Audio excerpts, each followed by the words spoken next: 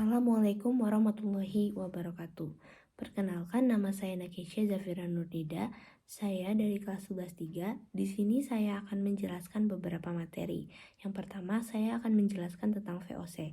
VOC merupakan singkatan dari Vendering Oost-Indische Compagnie, yang merupakan sebuah kongsi dagang Belanda di Indonesia. Apa yang melatar belakangi didirikannya VOC di Indonesia? Karena Belanda menginginkan sebuah keuntungan yang berlimpah. karena itu juga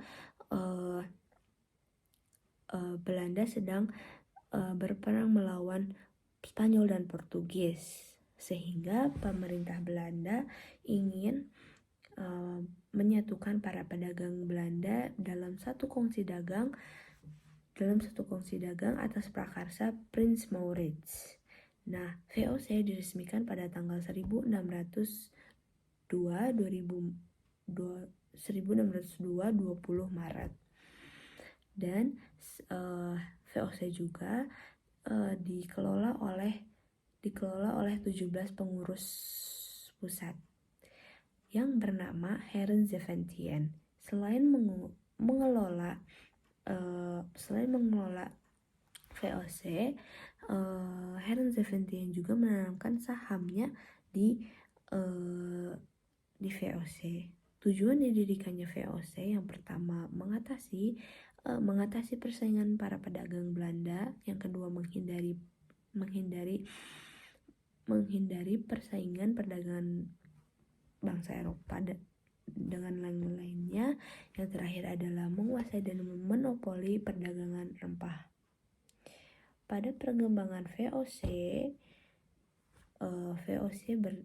pada perkembangannya VOC bertindak seperti negara karena mereka menjadi wali pemerintah Belanda di Indonesia, sehingga mereka mendapatkan hak istimewa yang bernama hak oktroy. Apa yang berisikan berupa hak mencetak uang sendiri, hak memelihara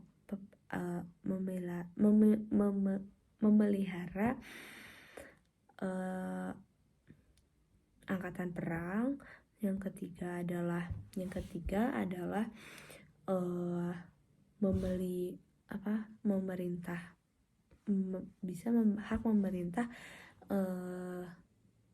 hak memerintah daerah yang dia duduki. Yang terakhir adalah memonopoli perdagangan rempah. Yang selanjutnya adalah setelah Belanda berhasil mengalahkan Portugis di Maluku, membuat peluang VOC untuk memonopoli perdagangan di Maluku. Nah, dibuatlah 3 kebijakan, yaitu dibuat 3 kebijakan. Yang pertama adalah Hongetochten, yang kedua adalah Kontingenten, yang kedua adalah ekstirpasi. Nah, yang selanjutnya karena VOC telah berhasil untuk memperluas wilayah, sehingga Heren Zeventien kewalahan, sehingga Heren Zeventien menunjuk Pieter Bosch sebagai wakil gubernur di wakil pemerintahan gubernur VOC di Indonesia. Apa yang sudah Pieter Bosch lakukan kepada Indonesia di Indonesia? Yang pertama, membangun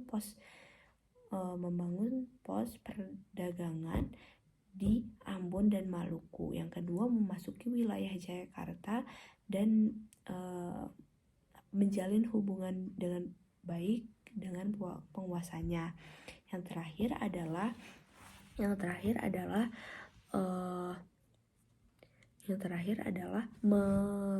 membeli tanah di Jayakarta.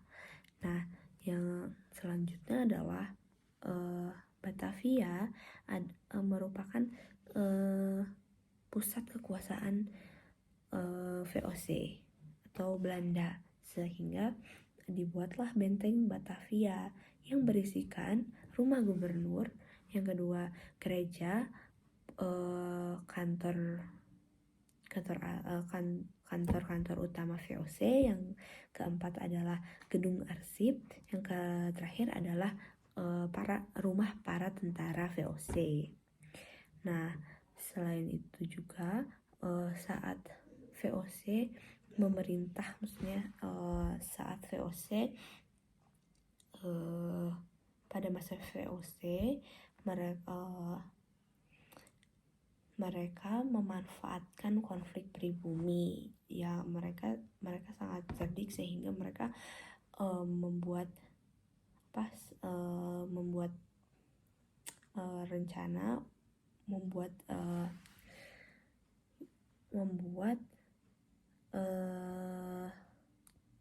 membuat sebuah strategi dengan memanfaatkan konflik pribumi. Nah, selanjutnya pada tahun 1667 VOC memaksa Sultan Hasanuddin untuk mendatangani perjanjian, yaitu perjanjian Tun Bungaya.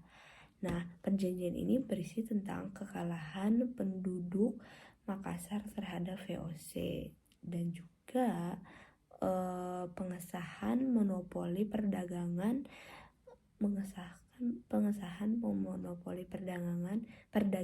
di Pelabuhan Makassar.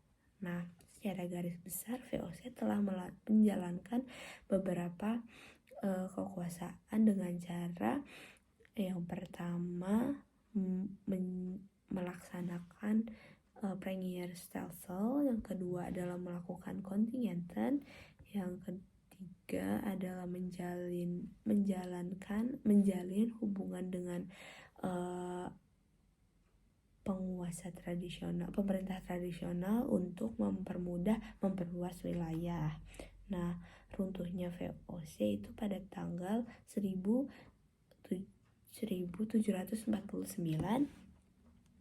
dikarenakan mereka terlilit utang.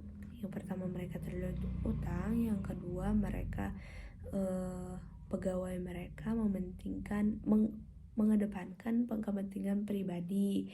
Yang ketiga adalah yang terakhir adalah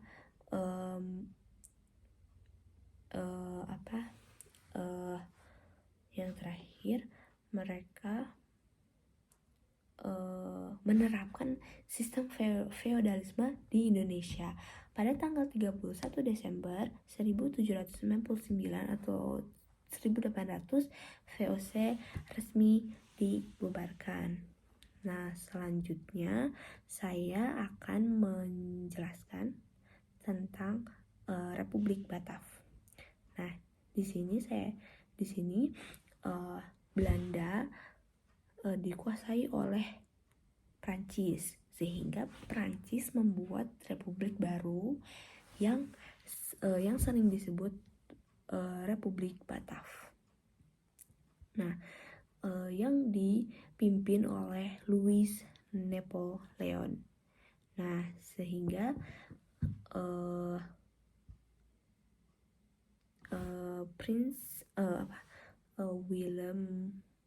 Raja Willem V, King Willem V melarikan diri ke Inggris, tepatnya ke kota Kew, dan juga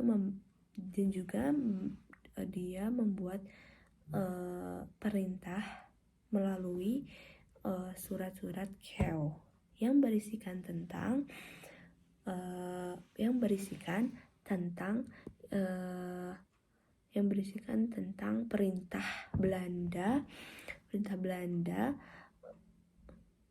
perintah kepada Belanda untuk menyerahkan wilayahnya kepada Inggris, bukan kepada Prancis.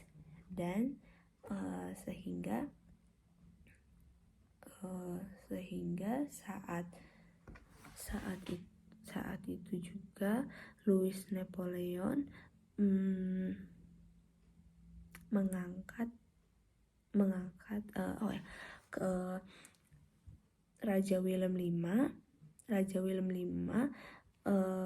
melarikan diri karena kaum patriot atau dari Prancis kaum patriot ingin menjadikan Belanda menjadi negara kesatuan. Nah, yang selanjutnya sehingga Louis Napoleon mengangkat seorang kaum patriot yang kuat yang bernama Daendels. Nah, selama pemerintahannya, tugas utama dari Daendels adalah yang pertama menjaga Jawa dari Inggris. Yang kedua adalah mereka Daendels menerapkan beberapa kebijakan dalam bidang yang pertama adalah keamanan dan pertahanan. Yang kedua adalah pertahanan, keamanan dan pemerintahan dan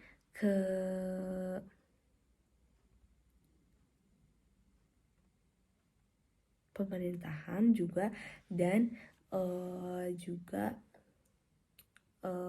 politik. Nah, dan yang terakhir adalah sosial dan ekonomi. Di situ ada beberapa isi dari kebijakan. Yang pertama, saya akan menjelaskan tentang isi dari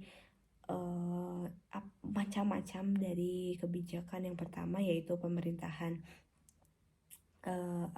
yaitu kebijakan dari pertahanan dan keamanan. Yang pertama, memperbanyak jumlah pasukan, dan yang kedua membentuk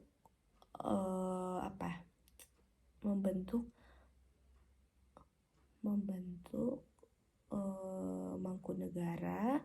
Yang ketiga adalah membangun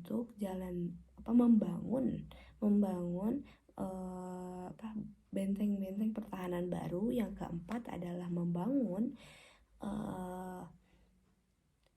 pelabuhan militer. Yang terakhir adalah membangun, yang paling terkenal yaitu membangun jalan raya di Anyer sampai Panarukan. Maaf tadi sempat kejeda gara-gara memorinya penuh, terus tiba-tiba mati sendiri kameranya. Oke, jadi saya akan melanjutkan. Tadi kebijakan Daendels yaitu membangun jalan raya Anyer sampai Panarukan sepanjang 1100 km. Yang selanjutnya kebijakan politik dan pemerintahan yang berisi tentang membentuk sekretariat negara, membangun kantor pengadilan di Surabaya dan Batavia. Selanjutnya menghapus kerajaan Banten dan Cirebon. Yang selanjutnya adalah yang terakhir sosial dan ekonomi. Kebijakan sosial ekonomi ada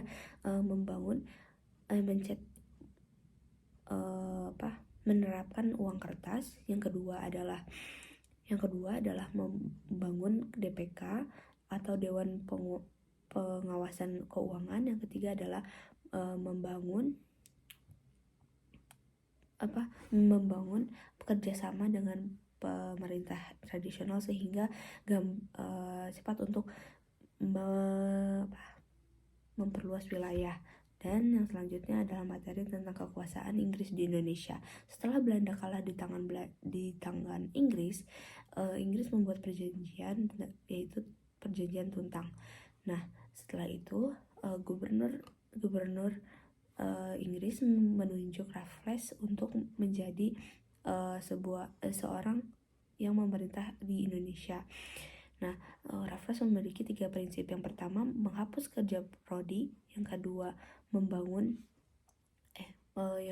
menghapus bupati, bahwa tidak ada lagi bupati yang memungut pajak. Yang ketiga adalah tanah adalah milik pemerintah. Yang selanjutnya adalah kebijakan politik dan pemerintahan di masa Raffles. Yang pertama adalah yang tentunya menghapus kerja rodi. Yang kedua, mengangkat bupati sebagai pegawai pemerintah yang akan digaji menggunakan uang tunai. Yang selanjutnya adalah dan juga Raffles sering sekali mengurusi urusan kerajaan lokal. Contohnya kerajaan Keraton Yogyakarta. Dia di Raffles menurunkan jabatan Raja Hamengkubuwono II karena dianggap sebagai musuh Inggris. Dan selanjutnya kebijakan yang ke sosial dan ekonomi, yaitu Raffles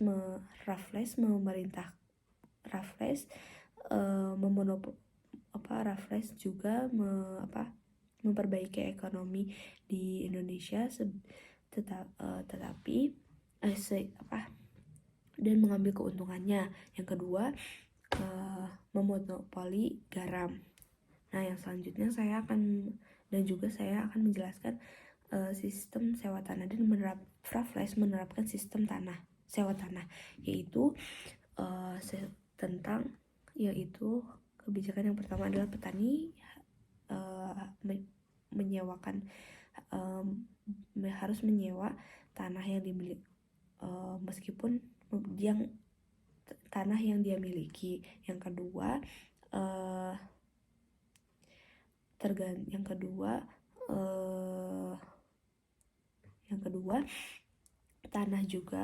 tanah dan sewa tanah juga dilihat dari kondisi tanahnya. Yang ketiga, yang terakhir adalah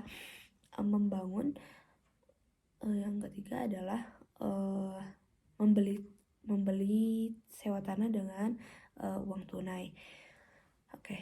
Juga Raffles pada masa itu disebut juga pemerintah yang gagal, sehingga dan juga kita bisa ada juga hal positif. Yang pertama, Raffles menemukan bunga bangkai atau Rafflesia arnodil. Yang kedua adalah membuat buku dengan judul The History of Java. Yang terakhir adalah membangun Kebun Raya Bogor. Yang selanjutnya saya akan menjelaskan tentang materi tanam paksa. Nah, di sini tanam paksa setelah dan juga Belanda mengalahkan Inggris dan juga berkuasa lagi di Indonesia, sehingga dan juga di situ kondisinya ekonomi Indonesia sedang krisis juga, sehingga Van den Bosch mengusulkan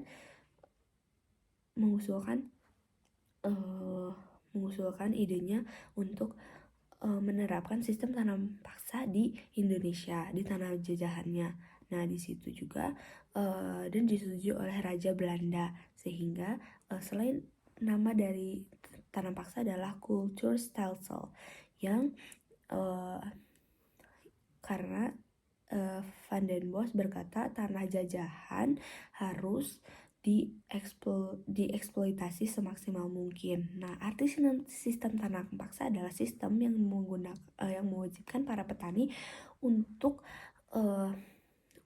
menanamkan tanaman yang sesuai dengan pasaran dunia.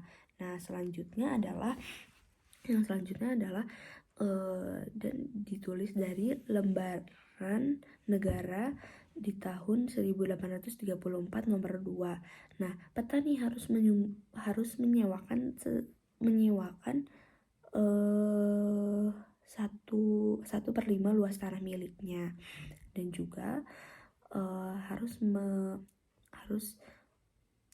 mengirim hasil panennya ke pemerintah juga.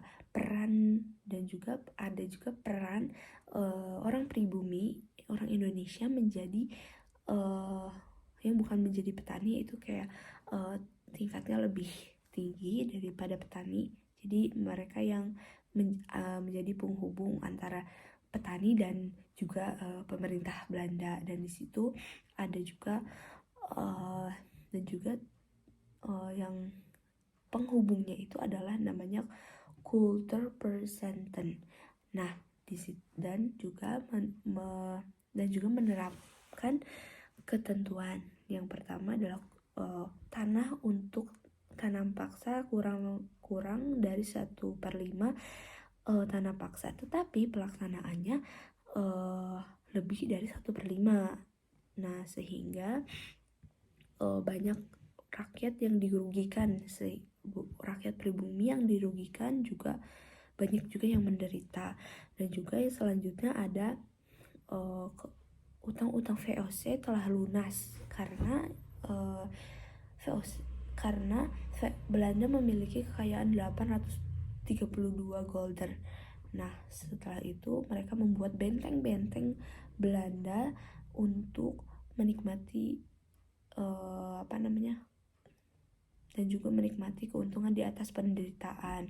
Nah, sehingga pada 1810 ada dua tokoh yang menulis buku tentang tanam paksa. Nah, dan selanjutnya saya akan membahas tentang materi kebijakan politik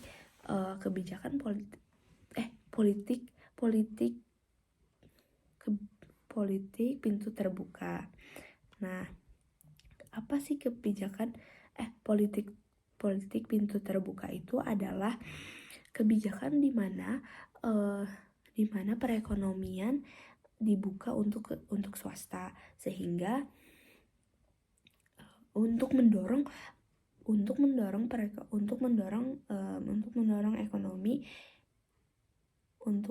pertumbuhan ekonomi, dan juga untuk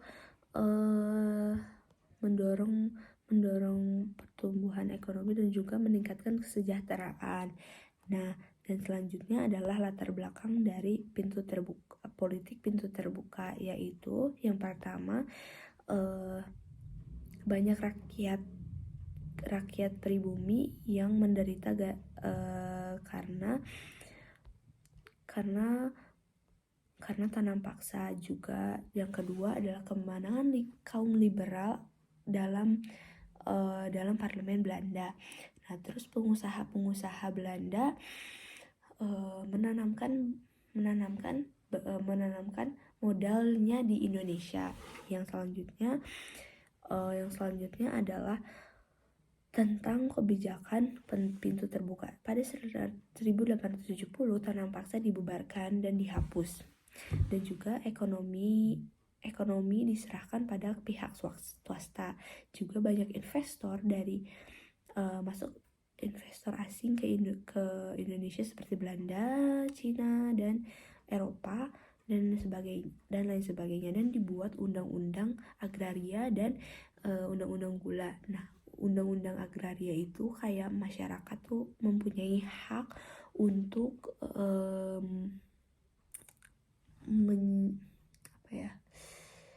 menyewakan tanah ke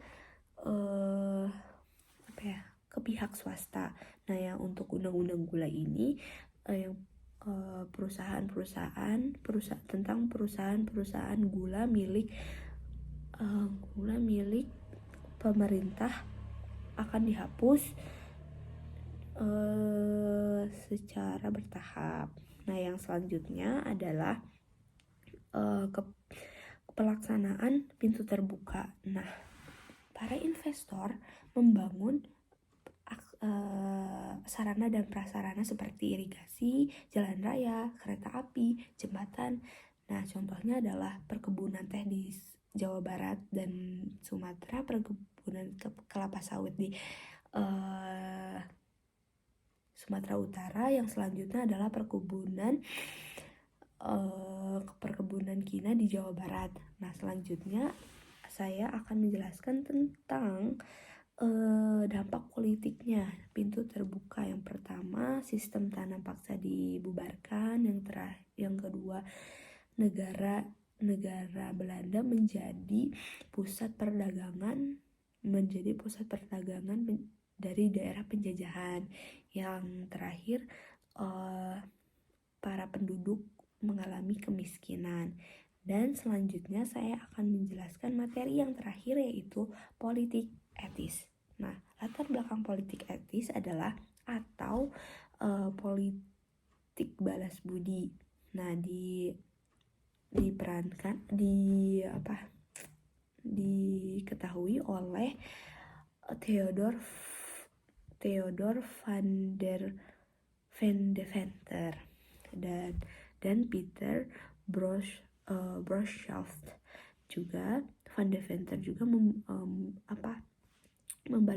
ingin membalas budi atas kekejamannya, membuat program yaitu untuk membalas budi atas kekejamannya, mungkin yang membalas budi ya, pokoknya yang kayak gitu. Caranya dengan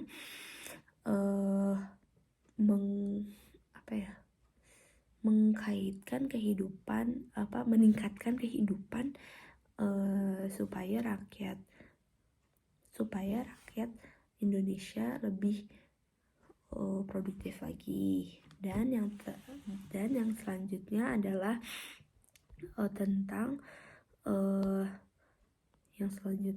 tentang program politik etis. Ada dibagi menjadi 3, yaitu edukasi, irigasi, dan emigrasi. Nah, edukasi contohnya kayak pendidikan. Adanya pendidikan diharapkan juga lahir kesetaraan dan emansipasi.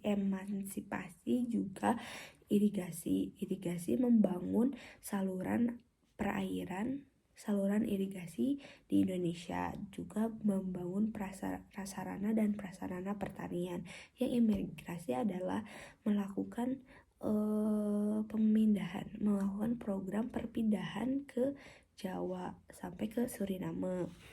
Nah, yang selanjutnya ada penyimpangan politik etis, yaitu yang pertama adalah banyak juga untuk mendapatkan tenaga kerja yang terdidik, upahnya sangat rendah. Yang irigasi hanya untuk mengairi perkebunan. Dan juga emigrasi bukan untuk memeratakan penduduk, tetapi untuk memenuhi tenaga kerja di Pulau Jawa, di perkebunan Jawa. Nah, yang selanjutnya adalah dampak politik etis. Yang terakhir dampak politik etis, pembangunan sarana dan prasarana yang menunjang aktivitas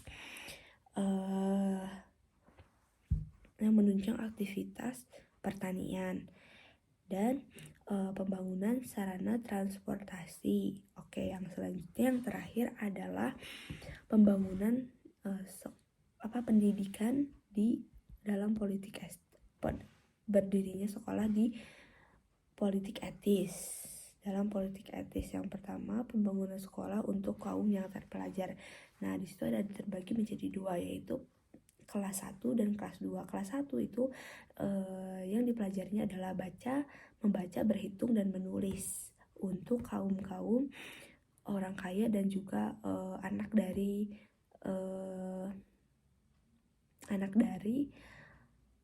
pegawai pemerintahan. Dan juga yang kedua adalah sama seperti kelas 1, cuman anak-anaknya itu dari anak-anak rakyat gitu. Contoh sekolahnya mungkin seperti untuk yang kelas 1 itu mungkin kayak Stovia ya, terus Osivia, dan yang keduanya dan juga sekolah tinggi teknik juga ada, dan habis ada juga saat jenjang SMP-nya mulak ya. Dan satu lagi, pada tahun 1914